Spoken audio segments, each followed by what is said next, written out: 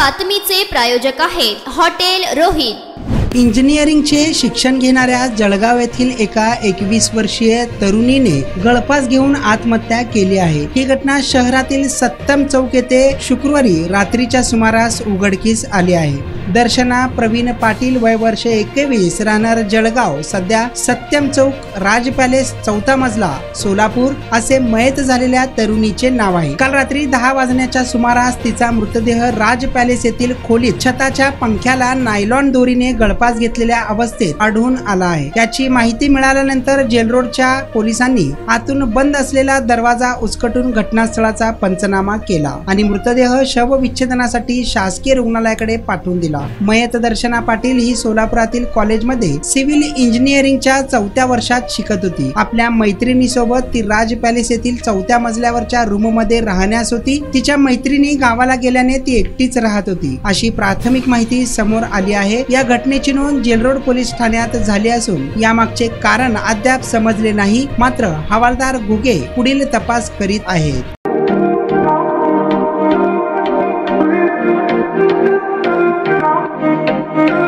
सोलापुरात veg non veg जेवण मिळण्याचं एकमेव ठिकाण हॉटेल रोहित। चवीला टेस्ट, हॉटेल रोहितचे जेवण बेस्ट। बर्थडे पार्टी, कार्यक्रम, विविध पार्टींचे ऑर्डर्स ही स्वीकारले जातील।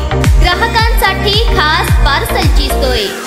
आमचा पत्ता हॉटेल रोहित, दात रस्ता, अपोजिट कारीगर पेट्रोल पंप, सोलापूर।